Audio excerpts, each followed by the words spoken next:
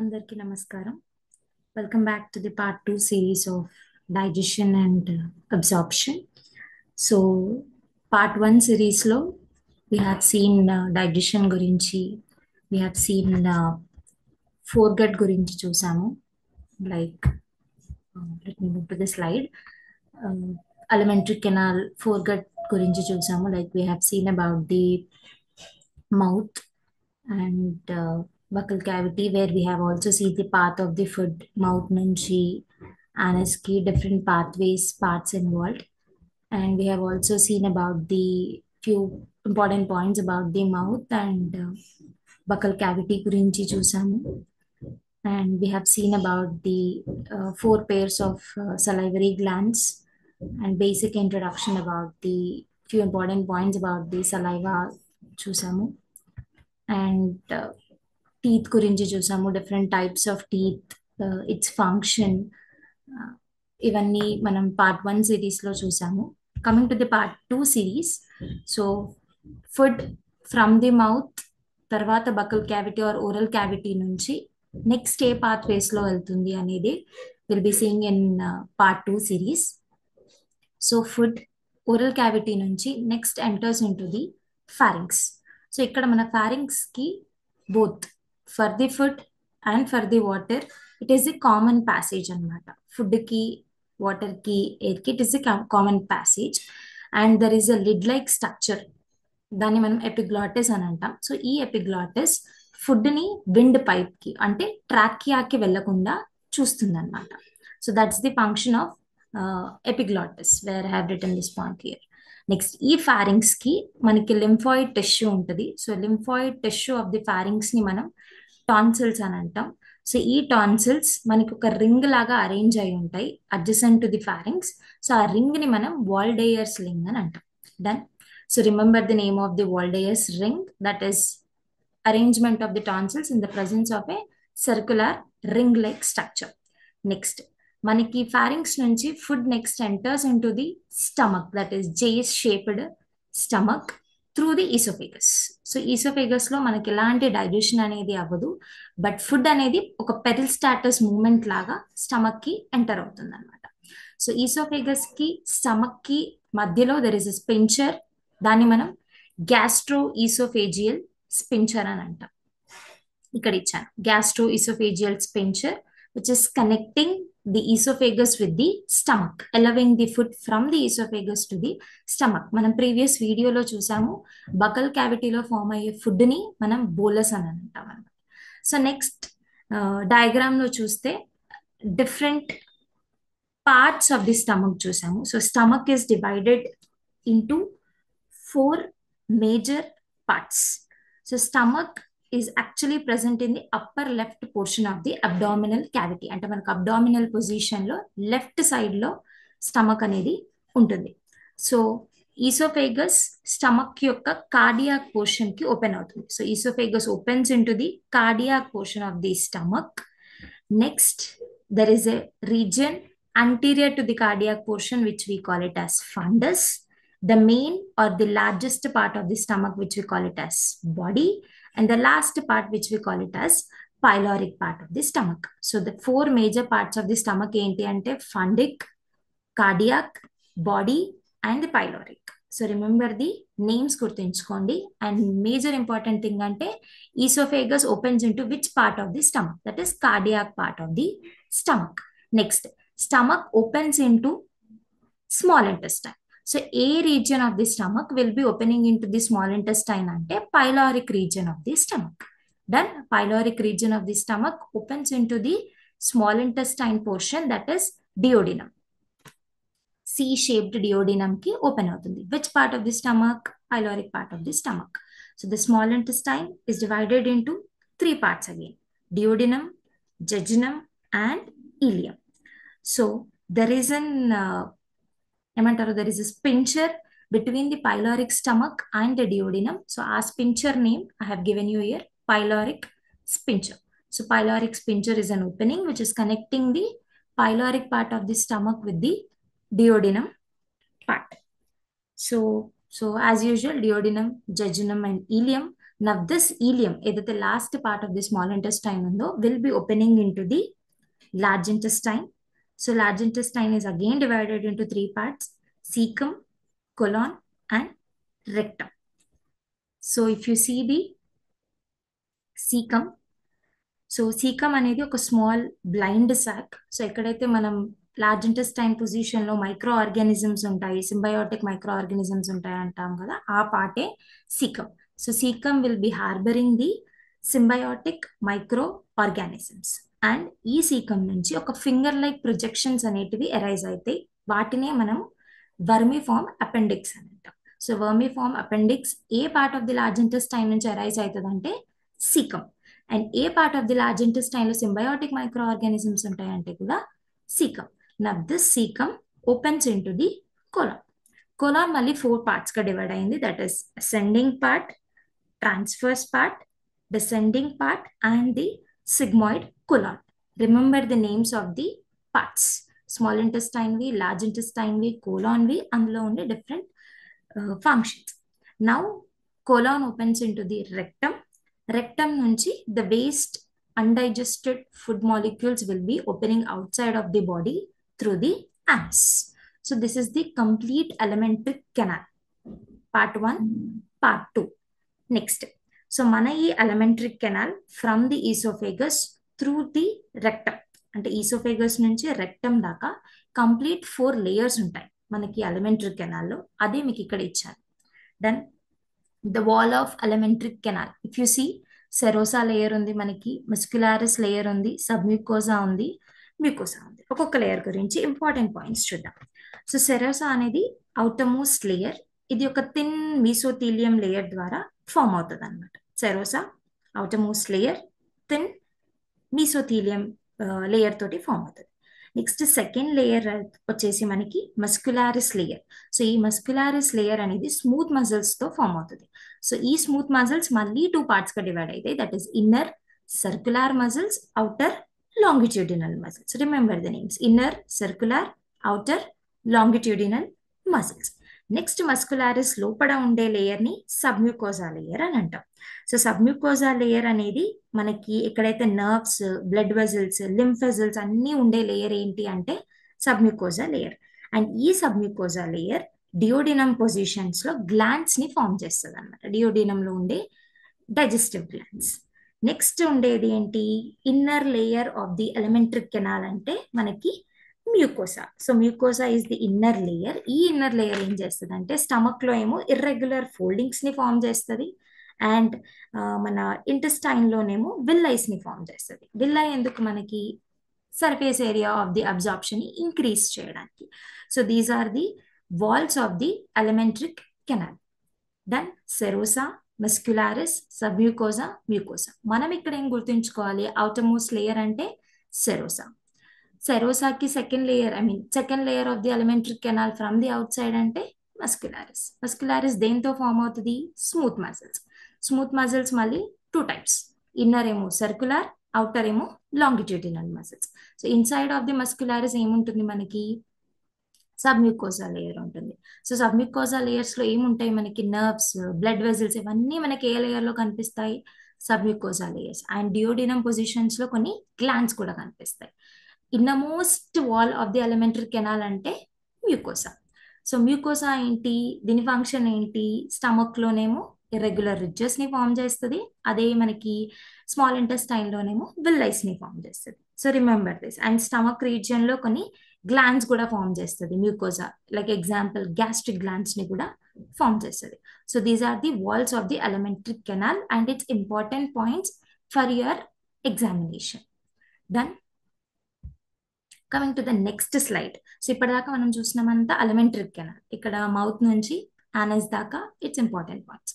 Coming to the next topic is digestive glands. So digestive glands లో మనకి 3 glands ఉన్నాయి: salivary glands, liver and pancreas. So salivary glands మనకి ఎక్కడ కనిపిస్తాయి, మనం ప్రీవియస్ టాపిక్ లో చూసాం 3 pairs of salivary glands are present in the man అని చూసాం. అంటే పెరోటిడ్ గ్లాండ్స్ ఇక్కడ మనకి చీక్ పొజిషన్ లో ఉంటాయి, సబ్మాక్సిలరీ ఆర్ సబ్మాండిబులర్ గ్లాండ్స్ చూసాం, ఇక్కడ లోవర్ జాలో ఉంటాయి, అండ్ సబ్లింగ్వల్ గ్లాండ్స్ చూసాం, ఇక్కడ బిలో ది టంగ్ అంటే 3 pairs of salivary glands, parotid, cheek దగ్గర, submaxillary or submandibular glands, lower jaw దగ్గర, నెక్స్ట్ సబ్లింగ్వల్ గ్లాండ్స్ ఇక్కడ under the below the tongue అనమాట. సో ఈ గ్లాండ్స్ అన్ని మనకి ఓరల్ క్యావిటీ ఆర్ బకల్ క్యావిటీలో సిచ్యువేటెడ్ అయి ఉంటాయి. సో ఈ గ్లాండ్స్ రిలీజ్ చేసే జ్యూస్నే సలైవరీ జ్యూస్ అని అంటాం. సో ఈ సలైవరీ జ్యూస్ లో మనం అంతకుముందు ప్రీవియస్ టాపిక్ లో చూసినట్టు it will be having few enzymes like salivary amylase, ptyalin, lysozyme enzymes ఉంటాయి. And it is able to food particles ని అన్నిటిని ఒక దగ్గరికి తీసుకురావడానికి హెల్ప్ చేస్తుంది. అంటే మనకి ఇప్పుడు బకల్ క్యావిటీ నుంచి ఫారింగ్స్ కి ఎంటర్ అయ్యే ఫుడ్ ని మనం బోలస్ అని అంటాం. అంటే ఫుడ్ అన్నిటిని ఒక దగ్గరికి తేవడానికి salivary juice is also helpful. Second digestive gland ఏంటి? Liver. So out of all the glands in the body, liver is the largest gland. Then, and it has 2 lobes. ఎన్ని లోబ్స్ ఉంటాయి? 2 lobes ఉంటాయి. Liver ఎక్కడ situated అయి ఉంటుంది అంటే abdominal క్యావిటీలో situated అయి ఉంటుంది. సో లార్జెస్ట్ గ్లాండ్ అన్నాం కదా, మరి వెయిట్ ఎంత ఉంటుంది? 1.2 to 1.5 kgs. Remember the weight, remember the largest gland name, that is liver. Position ఇక్కడ అబ్డామినల్ క్యావిటీలో, డయాఫ్రాగమ్ కి కింద, అంటే బిలో ది డయాఫ్రాగమ్ మనకి లివర్ కనిపిస్తుంది అనమాట. దెన్ సో లివర్ ఫంక్షన్ ఏంటి? సో లివర్ లో there are group of cells ఉంటాయి. సో ఆ సెల్స్ ని మనం హెపాటిక్ సెల్స్ అని అంటాం. ఈ హెపాటిక్ సెల్స్ ఫంక్షన్ ఏంటంటే బైల్ జ్యూస్ ని సెక్రేట్ చేయడం. So hepatic cells bile juice ని సెక్రేట్ చేస్తుంది. బైల్ జ్యూస్ ని సెక్రేట్ చేసింది కాస్త గాల్ బ్లాడర్ లో స్టోర్ అవుతుంది.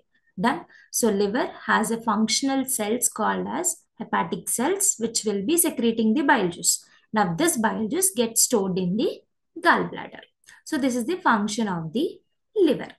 Next, మనకి ఇక్కడ కామన్ బైల్ డక్ట్ అని కనిపిస్తుంది డయాగ్రామ్ లో. I'll show you this.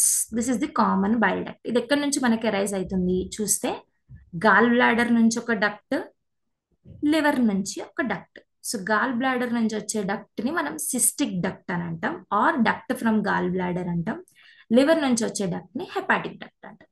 So liver నుంచి, గాల్ బ్లాడర్ నుంచి 2 డక్ట్స్ అరైజ్ అయ్యి సింగిల్ డక్ట్ గా ఫామ్ అయ్యేదాన్ని కామన్ బైల్ డక్ట్ అని అంటాం. Remember the names. Common bile duct is a duct which is formed by the fusion of cystic duct or duct from gallbladder and hepatic duct, that is duct from the liver. So this is about the liver. Next is pancreas. So మనకి ఈ position లో కనిపిస్తుంది. This is the pancreas if you see in the diagram. Then so pancreas అనేది it is a compound gland అని అంటాం. ఎందుకంటే it is having the exocrine as well as endocrine function అనేది ఉంటుంది. సో pancreas పొజిషన్ ఎక్కడ అంటే limbs of the C-shaped duodenum. So duodenum యొక్క limbs దగ్గర మనకి pancreas అనేది కనిపిస్తుంది. So exocrine and endocrine organ అన్నాం కదా. సో ఎగ్జోక్రైన్ ఫంక్షన్ ఏంటి అంటే ప్యాంక్రియాటిక్ జ్యూస్ ప్రొడ్యూస్ చేస్తుంది. ఆ జ్యూస్ లో డిఫరెంట్ కైండ్ ఆఫ్ ఎంజైమ్స్ ఉంటాయి which are helpful for digestion of carbohydrates and proteins. Endocrine function ఏంటి అంటే ఇట్ విల్ బి ప్రొడ్యూసింగ్ కొన్ని హార్మోన్స్ ని, ఇన్సులిన్ ని, గ్లూకాగాన్ ని, హార్మోన్స్ ని ప్రొడ్యూస్ చేస్తుంది అనమాట. సో ఎగ్జోక్రైన్ ఏమో ప్యాంక్రియాటిక్ జ్యూస్ ని ప్రొడ్యూస్ చేస్తుంది, ఎందులో అయితే ఎంజైమ్స్ ఉంటాయి. Endocrine is responsible for producing hormone, insulin and glucagon. So ఇదేమో దీని function, exocrine function, endocrine function. Next మనకి ఇక్కడ ఇంకో డక్ట్ కనిపిస్తుంది. If you see in the diagram, hepato pancreatic duct, right. So ఈ హెపాటో ప్యాంక్రియాటిక్ డక్ట్ ఎక్కడి నుంచి వచ్చింది? Bile duct plus pancreatic duct, ఇవి 2 డక్ట్స్ కలిపి మనకి హెపాటో ప్యాంక్రియాటిక్ డక్ట్ అనేది ఫామ్ అయింది. కావాలంటే ఇక్కడ చూడండి. This is the, let me show you. So this is the common bile duct, this is the pancreatic duct. అంటే bile duct, pancreatic duct రెండు ఫ్యూజ్ అయ్యే ఫామ్ అయ్యే డక్ట్ ని హెపాటో ప్యాంక్రియాటిక్ డక్ట్ అని అంటాం. Then now this hepato pancreatic duct దగ్గర ఒక sphincter ఉంటుంది. That sphincter we call it as ఇక్కడ. సో ఆ స్పించర్ ని మనం స్పించర్ ఆఫ్ ఆడి అని అంటాం. Then remember the names. So this is about the digestive glands, salivary glands, liver and pancreas. So largest gland ఏది అంటే liver లో ఉండే ఫంక్షనల్ సెల్స్ ఏంటి అంటే హెపాటిక్ సెల్స్. సో ఇంకోటి ఇక్కడ బైల్ జ్యూస్ ది 2 ఉంటాయి. 2 క్వశ్చన్స్ అడగచ్చు. Bile juice is secreted by what organ? Bile juice is stored by what organ? So bile juice is secreted by liver. Bile juice is stored in the gallbladder. Don't get confused between these 2 points. Done. Secrete చేసేది liver, store చేసేది gallbladder.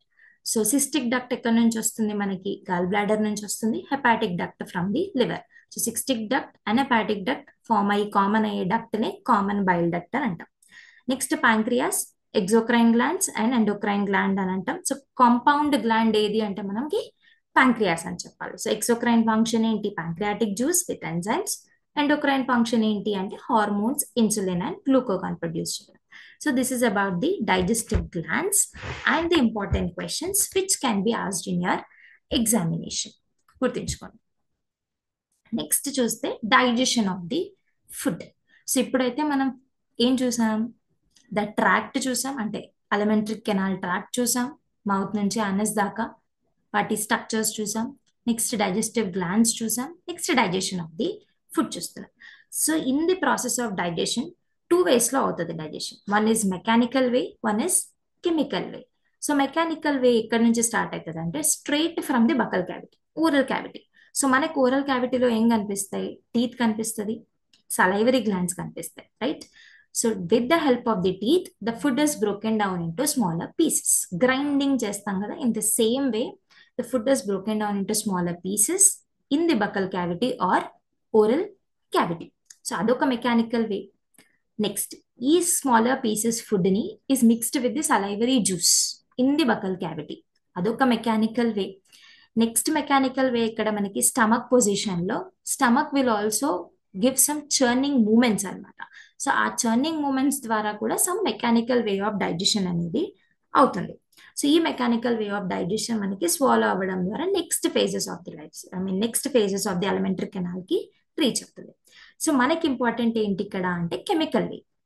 Enzymes ఏంటి, reagent reactant ఏంటి, product ఏంటి అనేది మనం గుర్తుంచుకోవాలి. Substrate ఏంటి, product ఏంటి, ఎంజైమ్ ఏంటి, వాటి పిహెచ్ఎస్ ఇస్తే పిహెచ్ఎస్. సో చూద్దాం. ఫస్ట్ ఇస్ మనం చెప్పాం సలైవరీ గ్లాండ్స్ లో, సలైవరీ జ్యూస్ లో ఏం ఎంజైమ్ ఉంటుంది? సలైవరీ అమైలేస్ ఆర్ టయాలిన్ అని చెప్పాం. So this salivary amylase is able to digest the carbohydrates అని మనం చెప్పాం. ఇప్పుడు మెయిన్ ఈక్వేషన్ ఏంటి? Starch, that is ultimate form of carbohydrate.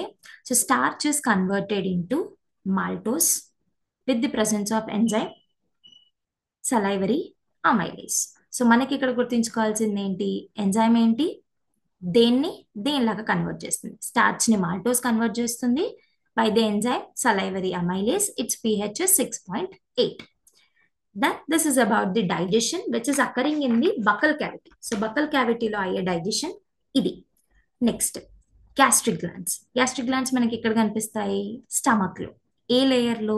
Mucosa layer లో. So layers of or walls of alimentary canal లో మనం ఇది చెప్పుకున్నాం. సో మనకి ఇప్పుడు గ్యాస్ట్రిక్ గ్లాండ్స్ లో 3 మేజర్ టైప్స్ ఆఫ్ సెల్స్ అనేటివి ఉంటాయి. ఫస్ట్ ఏమో neck cells or mucus neck cells అని అంటాం. సో ఈ నెక్ సెల్స్ ఏం ప్రొడ్యూస్ చేస్తుంది అంటే, ఏం సెక్రెట్ చేస్తుంది అంటే mucus. Then second types of cells ఏంటి అంటే peptic cells or chief cells. So ఇదేం ప్రొడ్యూస్ చేస్తుందంటే ఇనాక్టివ్ ఆర్ ప్రోఎంజైమ్ అని అంటాం. దాన్ని పెప్సినోజిన్ అనేది సెక్రెట్ చేస్తుంది. ఇన్ ది ఇన్ఫాంట్స్ లో ప్రోరెనిన్ అనేది కూడా సెక్రెట్ చేస్తుంది. అంటే pepsinogen and prorennin are secreted by which kind of cells అంటే peptic cells or chief cells in the stomach. Then next third kind of cells ఏంటి? Parietal cells or oxyntic cells. So మనకి parietal cells or oxyntic cells ఏం secrete చేస్తుంది? One is HCl, one is intrinsic factor. So mucus ఎందుకు మనకి helpful? Stomach ని protect చేయడానికి. దేని నుంచి అంటే హెచ్సిఎల్ నుంచి. సో హై కాన్సన్ట్రేటెడ్ యాసిడ్ అనేది ప్రొడ్యూస్ అవుతుంది స్టమక్. సో స్టమక్ వాల్స్ ని ప్రొటెక్ట్ చేయడానికి మనకి మ్యూకస్ హెల్ప్ఫుల్ అవుతుంది. నెక్స్ట్ పెప్సినోజన్ ఎందుకు? ప్రోరెనిన్ ఎందుకు అంటే pepsinogen to digest the proteins, prorennin ఏమో మిల్క్ లో ఉండే ప్రోటీన్స్ ని డైజెస్ట్ చేయడం. సో అందుకే చెప్పా ఇన్ ది ఇన్ఫాంట్స్ లో ప్రొడ్యూస్ అవుతుంది అనమాట ఈ ప్రోరెనిన్ అనేది జనరల్ గా. సో హెచ్సిఎల్ ఎందుకు? To kill any bacteria, food నుంచి ఎంటర్ అయ్యే బ్యాక్టీరియాని వాటిని చంపడానికి హెల్ప్ఫుల్ అవుతుంది. ఇంకా ఈ ఇనాక్టివ్ పెప్సినోజన్ ని, ఇనాక్టివ్ ప్రోరెనిన్ ని, ఇనాక్టివ్ గా ఉండే వీటిని యాక్టివేట్ చేయడానికి, అంటే పెప్సినోజన్ నుంచి పెప్సిన్, ప్రోరెనిన్ నుంచి రెనిన్ కి కన్వర్ట్ చేయడానికి HCl is helpful. Other is intrinsic factor. Intrinsic factor ఎందుకు మనకి? సో మనం తీసుకునే ఫుడ్లో వైటమిన్ B12 అని ఉంటుంది. So for the purpose of absorption of vitamin B12 మనకి ఇంట్రిన్సిక్ ఫ్యాక్టర్ అనేది అవసరం. Then this is about the gastric glands. It's 3 type of cells: neck cells, peptic or chief cells, parietal or oxyntic cells. అవి secrete చేసే enzymes, అవి secrete చేసే molecules ని గుర్తుంచుకోండి. Next intestine లో మనకి గ్లోబులెట్ సెల్స్ కనిపిస్తాయి. సో ఈ గ్లోబులెట్ సెల్స్ కూడా మనకి మ్యూకస్ ని సెక్రెట్ చేస్తుంది. ఇక్కడ 2 టైప్స్ ఆఫ్ క్వశ్చన్స్ అడగొచ్చు మనం. Mucus in the stomach is produced by what kind of cells? Neck cells. Mucus in intestine is produced by what kind of cells? Goblet cells. Confuse అవ్వకండి. Stomach లో ఉండేటివి neck cells, intestine లో ఉండేటివి goblet cells. Next ఇక్కడ కొన్ని reactions ఇచ్చాను, remember this. Proteins అంటే proteins కానీ పెప్టోన్స్ కానీ ప్రోటియోసెస్ కానీ are converted into dipeptides by this following enzymes: trypsin, chymotrypsin, carboxypeptidase. Next polysaccharide or starch. Actually 30% of the starch అనేది మనకి బకల్ క్యావిటీలోనే బ్రేక్ డౌన్ అయిపోతుంది, బట్ మిగతా 70% ఆఫ్ స్టార్చ్ అనేది మనకి ఇంటెస్టైన్ రీజియన్ లో బ్రేక్ డౌన్ అవుతుంది. So polysaccharides or starch is converted into disaccharides in the presence of enzyme intestinal amylase అని అంటాం దీన్ని మనం. Next fats are converted into diglycerides by the lipases enzyme. Triglycerides are converted into monoglycerides.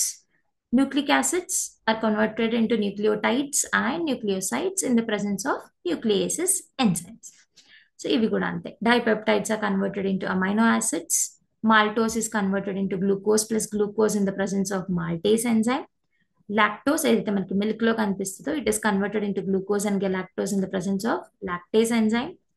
Sucrose is converted into glucose and fructose in the presence of sucrase enzyme. ఇది ఇక్కడ చూసింది. Nucleotides is converted into nucleosides and sugar plus bases by nucleotidases, nucleosidases enzyme.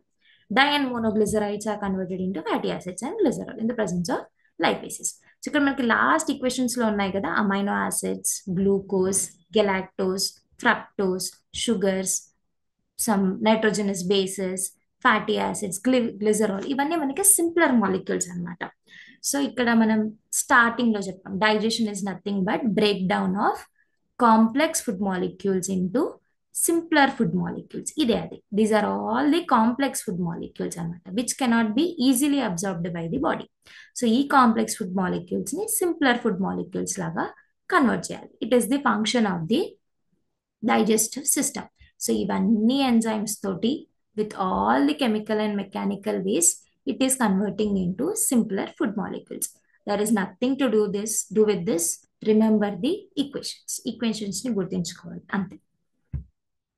Then ఇప్పటిదాకా మనం చూసిందంతా digestion. Alimentary canal చూసాం, digestive glands చూసాం, process of digestion అనేది చూసాం. Next is the after the process of digestion ఏంటి. దెన్ డైజెషన్ అయిన తర్వాత next ఏం అవ్వాలి, అబ్జార్ప్షన్ అవ్వాలి. So that is the absorption of the digested products. మనం ఏవైతే చూసామో అమైనో యాసిడ్స్ కానీ లైక్ మోనోగ్లిజరైడ్స్ కానీ ఫ్యాటీ యాసిడ్స్ కానీ ఇవన్నీ అబ్జార్బ్ చేసుకోవాలి. సో మేజర్ అబ్జార్ప్షన్ అనేది మనకి స్మాల్ ఇంటెస్టైన్ రీజియన్ లోనే అవుతుంది. అంటే జెజునమ్ అండ్ ఈలియంలో మేజర్ పార్ట్ ఆఫ్ అబ్జార్ప్షన్ అనేది కంప్లీట్ అవుతుంది.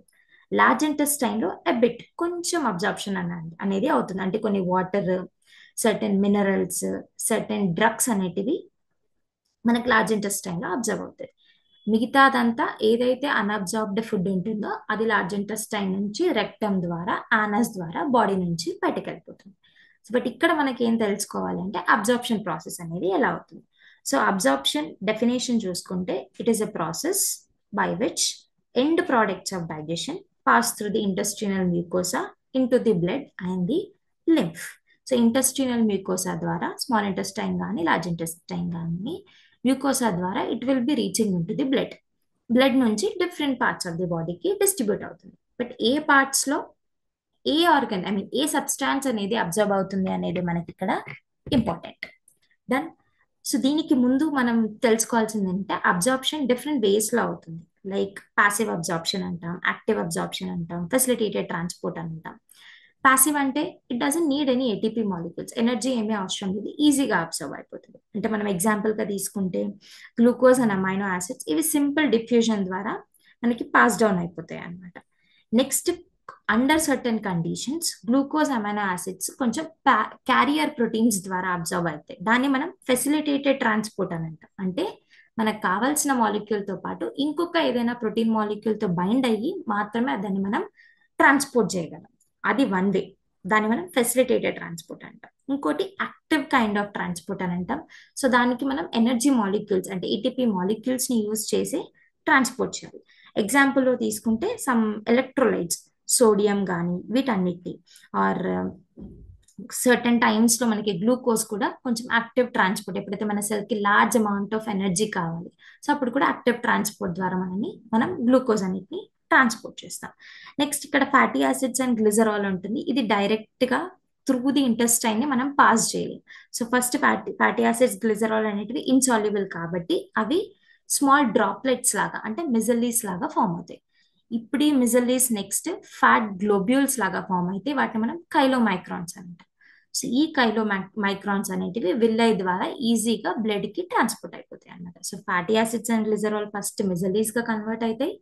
మిజలీస్ నుంచి కైలోమైక్రాన్స్ నుంచి విల్లై ద్వారా it is easily able to observe. సో ఇక్కడ మనకి కనిపిస్తున్న పిక్చర్ లో చూస్తే మౌత్ లో సర్టెన్ డ్రగ్స్ అనేటివి అబ్జర్వ్ అవుతాయి అనమాట. To the lower side of the tongue absorbed in to the blood capillaries. So కొన్ని డ్రగ్స్ అనేటివి మనకి మౌత్ లోనే అబ్జర్వ్ అవుతాయి. స్టమక్ లో ఏం అబ్జర్వ్ అవుతాయి? Water, some simpler sugars, monosaccharides తీసుకుంటే ఆల్కహాల్ అనేది స్టమక్ లో అబ్జర్వ్ అవుతాయి. So as I said you, major absorption అనేది మనకి స్మాల్ ఇంటెస్టైన్ లోనే అవుతుంది. ఇక్కడ ఉంది principal organ for absorption of the nutrients. So ఇక్కడ డైజెషన్ అనేది మనకి డియోడినం లో కంప్లీట్ అయిపోతుంది కాబట్టి గ్లూకోజ్ కానీ, fructose, fatty acids, glycerol, amino acids అన్ని కూడా మ్యూకోసా ద్వారా బ్లడ్ స్ట్రీమ్ కి స్మాల్ ఇంటెస్టైన్ లో అబ్జర్వ్ అవుతాయి. లార్జ్ ఇంటెస్టైన్ లో ఏంటి? కొన్ని మినరల్స్, కొన్ని వాటర్, కొన్ని డ్రగ్స్ అనేటివి అబ్జర్వ్ అవుతాయి. So this is about the absorption of the digested products. So ఇప్పుడు నెక్స్ట్ ఏంటి? అబ్జార్ప్షన్ అయిపోయిన తర్వాత నెక్స్ట్ ప్రాసెస్ ఏంటి అంటే అసిమిలేషన్. సో అసిమిలేషన్ అంటే ఏంటి? ఏవైతే ప్రోడక్ట్స్ అబ్జర్వ్ అయినాయో ఫైనల్లీ టిష్యూస్ కి రీచ్ అయ్యి ఆ టిష్యూస్ ఆ అబ్జార్బ్డ్ ప్రోడక్ట్స్ ని యూటిలైజ్ చేసుకుంటుంది అనమాట. సో ఆ ప్రాసెస్ ని మనం అసిమిలేషన్ అంటాం. అంటే the absorbed substances finally reach the tissues which utilize them for their activities. వాటి యాక్టివిటీస్ కోసం యూటిలైజ్ చేసుకుంటుంది. ఆ ప్రాసెస్ ని మనం అసిమిలేషన్ అని అంటాం. So this is complete about the digestion and absorption. Important points where ఏవైతే పాయింట్స్ మనకి నీట్ కోసం ఇంపార్టెంటో వాటిని మాత్రమే డిస్కస్ చేస్తాం అనమాట. So done. Hope you like the video. Thank you.